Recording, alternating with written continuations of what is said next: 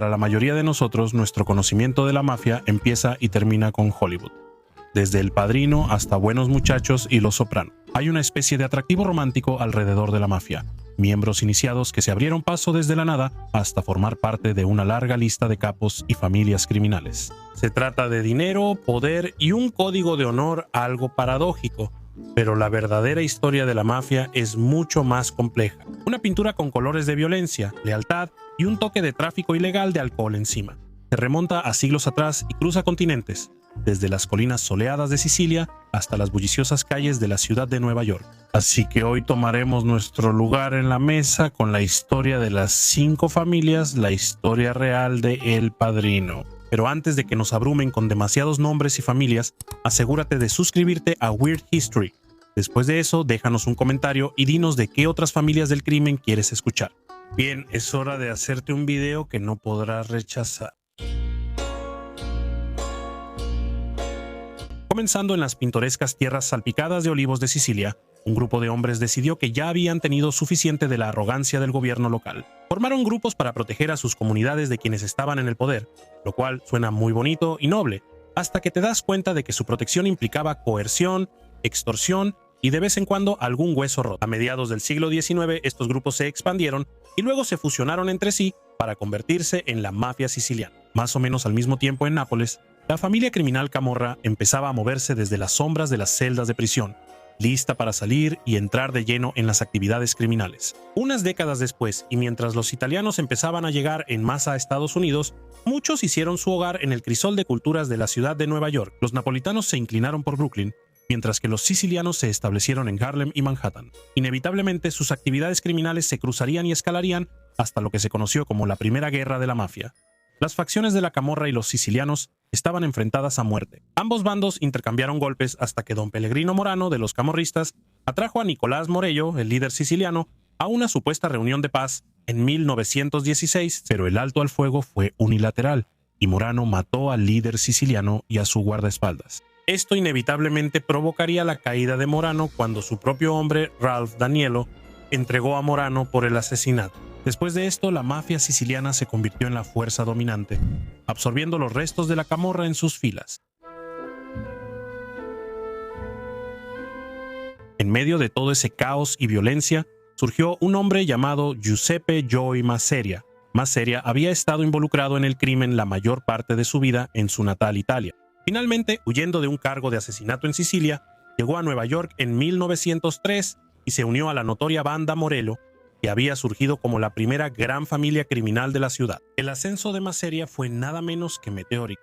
Y cuando Giuseppe Morello e Ignacio el Lobo Lupu fueron enviados a prisión durante la década de 1910, vio una oportunidad. Salvatore Toto Dacchilla, otro líder destacado de la banda Morello, se autoproclamó jefe de todos los jefes, o capo di tutti capi. Sin embargo, Masseria no era alguien que se dejara opacar. A principios de la década de 1920, después de numerosos intentos de asesinato en su contra, Masseria se había consolidado firmemente como Joe el Jefe y se ganó el apodo, demasiado acertado, de el hombre que podía esquivar balas. Su rival Dacchilla fue eliminado en 1928 con un poco de ayuda del aliado de Masseria, Charles Lucky Luciano.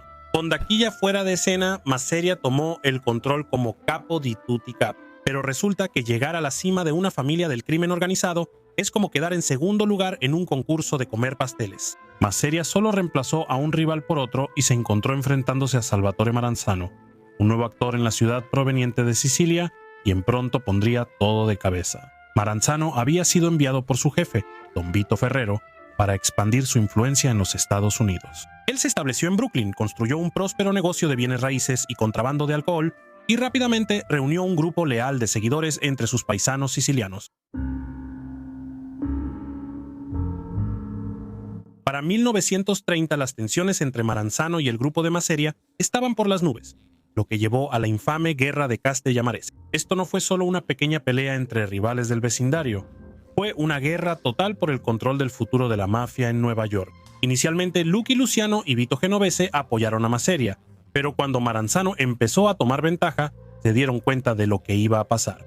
Luciano hizo un trato con Maranzano, y el 15 de abril de 1931, Masseria encontró la muerte en un restaurante de Coney Island, dejando que Maranzano saliera victorioso. Con Masseria fuera del camino, Maranzano convocó a una reunión de la élite del bajo mundo, sentando las bases de lo que se convertiría en la Cosa Nostra, que en italiano significa lo nuestro. Dividió el crimen organizado de Nueva York en las 5 familias: Bonanno, Colombo, Gambino, Genovese y Lucchese. Cada familia estaba estructurada como una unidad militar, con un jefe en la cima, seguido por un subjefe, un consigliere o asesor de confianza, y un grupo de capos, soldados y asociados. Sin embargo, el reinado de Maranzano como capo di tutti capi fue de corta duración. Luciano, quien no tenía intención de ser el segundo al mando, orquestó el asesinato de Maranzano en septiembre de 1931, utilizando sicarios prestados por su amigo Meyer Lansky. Con Maranzano fuera del camino, Luciano abolió el título de jefe de todos los jefes y estableció la Comisión, un órgano de gobierno para supervisar las operaciones de la mafia en todo Estados Unidos. Esta era la versión del crimen organizado de las Naciones Unidas, asegurando que las disputas se resolvieran sin derramamiento de sangre, tanto como el crimen organizado puede serlo sin violencia. Con sus poderes consolidados durante los años 30, las 5 familias expandieron sus empresas criminales. Joseph Joe Bonanno, protegido de Manzano, mantuvo un control férreo sobre su familia hasta finales de los años 60. Los mafiosos tienen los mejores apodos. Sus operaciones incluían juegos de azar, préstamos usureros y tráfico de drogas, con un fuerte énfasis en la lealtad y las tradiciones sicilianas. La familia Profaci, que más tarde se conoció como la familia Colombo, estaba controlada por Giuseppe Joe Profaci.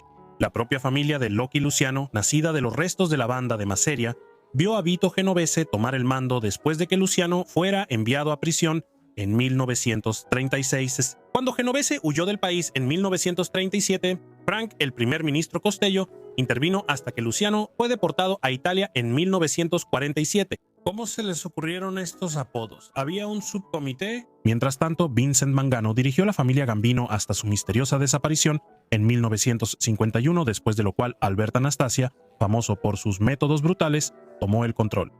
La familia Lucchese estaba encabezada por Tommaso Tommy Galliano, una figura menos llamativa, pero no menos poderosa.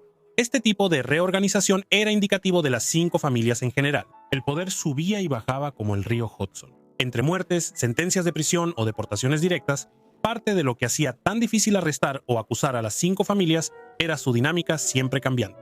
La comisión tampoco era un asunto exclusivo de Nueva York. La organización de Chicago de Al Capone, famosa por su eficiencia despiadada, tenía un asiento, aunque el mandato de Capone se vio interrumpido por una larga condena en prisión por evasión de impuestos. Stefano Magadino, líder de la familia criminal de Buffalo, también tenía un asiento gracias a su control sobre las rutas de comercio ilegal hacia Canadá. Bajo la visión de Luciano, el Sindicato Nacional del Crimen, conocido comúnmente como El Sindicato, unió a organizaciones criminales italianas, irlandesas, judías y de otros grupos bajo un mismo techo, extendiéndose de costa a costa.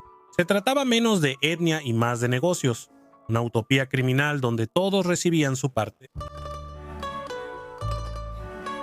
Las 5 familias disfrutaron de una relativa calma hasta finales de la década de 1950, cuando las cosas tomaron un giro dramático. La ausencia de Luciano debido a su deportación dejó un vacío de poder en la familia Luciano Genovese. Frank Costello, un líder astuto y diplomático, mantuvo el control hasta que Vito Genovese regresó a los Estados Unidos en 1945 y comenzó a tramar su regreso al poder. Las ambiciones de Genovese llevaron al asesinato del aliado de Costello, un Willy Moretti cada vez más afectado por la sífilis. En 1951, 6 años después, Genovese hizo un movimiento directo contra Costello, enviando a Vincenzo el mentón ganciante para matar. Costello sobrevivió al intento, pero sabiamente decidió retirarse, dejando a Genovese sin oposición. Albert Anastasia, el temido jefe de la familia Mangano, ahora conocida como la familia Gambino, también encontró su final en 1957 a manos de Genovese y de su propio subjefe, Carlo Gambino. Con Anastasia fuera del panorama, Gambino tomó el control, marcando el inicio de una nueva era para su familia. 1957 también fue testigo de uno de los eventos más notorios en la historia de la mafia, la reunión de Apalachin. Vito Genovese, sintiéndose confiado en su nuevo papel, organizó una cumbre de líderes mafiosos de todo el país en la casa de Joseph Joe el Barbero Bárbara, en Apalachin, Nueva York. La reunión se suponía que sería un asunto discreto para discutir negocios, pero terminó en caos cuando la policía, tras recibir un soplo, irrumpió en la reunión. Más de 60 mafiosos fueron arrestados, y el evento fue noticia de primera plana, destapando las operaciones secretas de la mafia. En los años 60, las 5 familias continuaron expandiendo sus imperios. Sin embargo, también fue un periodo de importantes conflictos internos.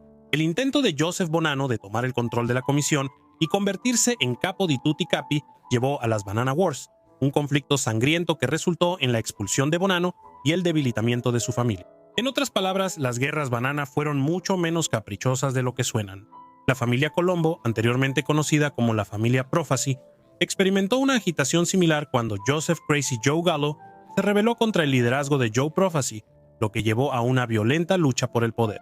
Los conflictos internos dentro de las familias, combinados con el aumento de la presión de las fuerzas del orden, comenzaron a pasar factura. Para la década de 1970, las 5 familias enfrentaban un escrutinio cada vez mayor por parte del FBI y otras agencias del orden.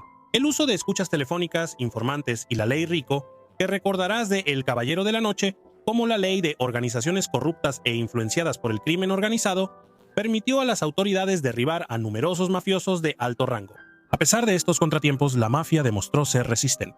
Líderes como John Gotti de la familia Gambino, quien se convirtió en una sensación mediática en los años 80, continuaron ejerciendo una influencia significativa. Sin embargo, para finales del siglo XX, el poder de la mafia había disminuido considerablemente. La combinación de la presión implacable de las fuerzas del orden, los conflictos internos y los cambios en el panorama económico hizo que fuera difícil para las familias mantener su control tradicional sobre el crimen organizado.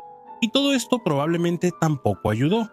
La historia de las 5 familias es una saga de ambición, poder y violencia. Desde sus raíces en la mafia siciliana hasta su ascenso en el bajo mundo de Nueva York, estas familias han dejado una huella imborrable en la historia de Estados Unidos. Aunque su influencia ha disminuido, su legado sigue fascinando.